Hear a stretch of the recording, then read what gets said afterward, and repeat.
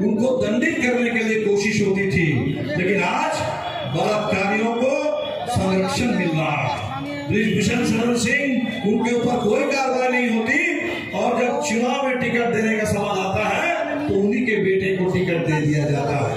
प्रज्वल रेवन्ना को टिकट दे दिया जाता है और उनके पीठ पर हाथ रख करके मोदी जी वोट मांगते हैं।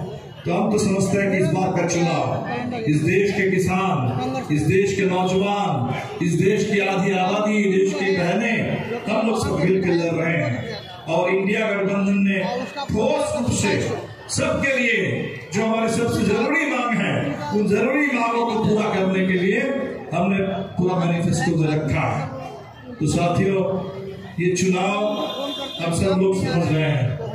बहुत सारे लोग चुनाव से पहले ही कह रहे थे कि शायद आखिरी चुनाव होगा, देश में चुनाव को अगर बचाना है, लोकतंत्र को अगर बचाना है तो इस सरकार को बदलना होगा, नहीं तो आगे और चुनाव नहीं होगा। और ये कोई हवाई बात नहीं है, हमने इस चुनाव में देख लिया।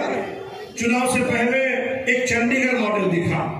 चंडीगढ़ में आपने देखा कि वोटों की गिनती कैसे की जा रही है, किस तरीके से गिनती में हेराफेरी हो रही है। सुप्रीम कोर्ट ने डांट लगाई, सुप्रीम कोर्ट ने कहा कि ये लोकतंत्र की हत्या हो रही है, तब जाकर के चंडीगढ़ का मसला हल हुआ। लेकिन वो चंडीगढ़ मॉडल के बाद एक नया मॉडल आ रहा है। सूरत का मॉडल है, इंदौर का मॉडल है, खजुराहो का मॉडल है।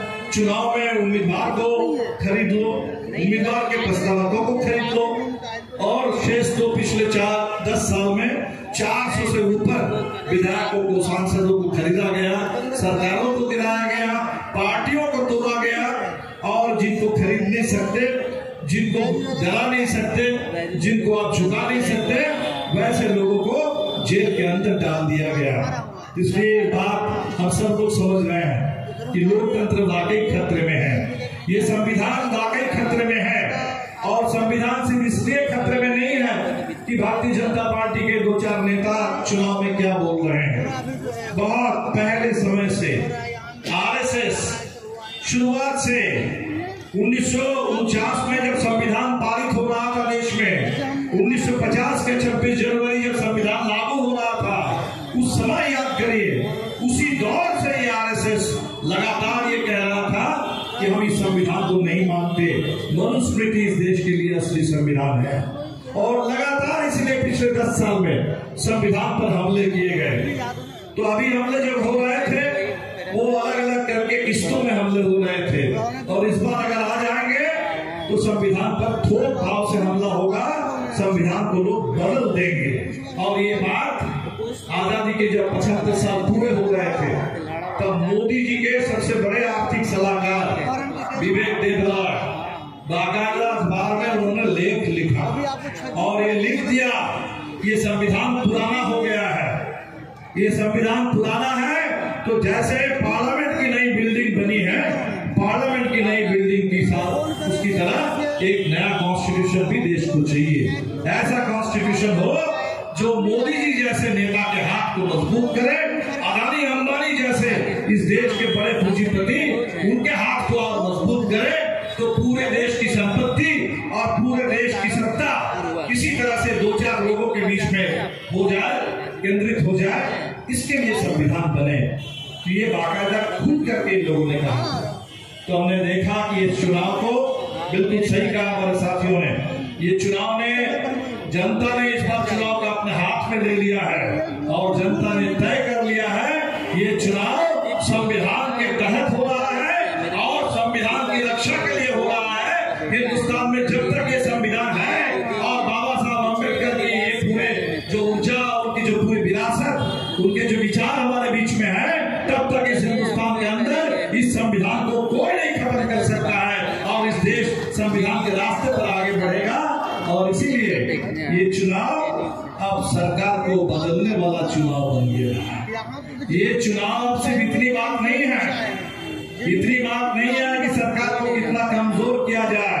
3 चरण में बिल्कुल साफ कर दिया है ये चुनाव सरकार को बदलने वाला चुनाव है। और अगर किसी को इसके लिए कोई सबूत चाहिए, कोई संकेत चाहिए, तो मोदी जी का भाषण सुना कीजिए। हर रोज मोदी जी के भाषण से आपको पता चल जाएगा कि किस तरह से ये सरकार घबराई हुई है। और जो कहावत है कि खिसियानी बिल्ली खंबा नोचे, मोदी जी हर भाषण में उसको चरितार्थ कर रहे हैं। और जो कल उन्होंने कहा, इससे पहले जो कह रहे थे तो एक बात थी, वो हिंदू मुस्लिम करना चाहते हैं, हर जगह करना चाहते हैं, मंदिर मस्जिद की बात करते हैं, कह रहे हैं कि आपका भैंस भी दो अगर है। और ये बात आई कि अदानी की जो संपत्ति है, अदानी का जो दबदबा है, ये कोई साफ रास्ते से नहीं हुआ, ये पूरा मोदी जी की मदद से, मोदी जी की कृपा से और हर तरह के हेराफेरी करके, हर तरह के कायदे कानून का उल्लंघन करके एक दूसरे गलत रास्ते से इन्होंने अपना संपत्ति बनाने का काम किया। उस समय जब संसद के अंदर ये बात उठी कि ज्वाइंट पार्लियामेंट्री कमेटी बने, इस पर जांच हो, तो आपने पूरे संसद को चलने नहीं दिया। जिन सांसदों ने कहा राहुल गांधी को उनके ऊपर कार्रवाई क्यों हुई, वो कहने के लिए है कि उनके ऊपर हेट स्पीच का मामला था, नहीं। राहुल गांधी ने वो तस्वीर दिखा दी पार्लियामेंट के सामने कि अदानी और मोदी जी में किस तरह की दोस्ती है और किस तरह के उनके बीच के रिश्ते हैं। तो पूरा देश जब पूछने लगा कि मोदी और अदानी का ये रिश्ता क्या है, उस समय आपने कहा कि अदानी पर जो सवाल खड़ा करेगा वो देशद्रोही है। क्यों?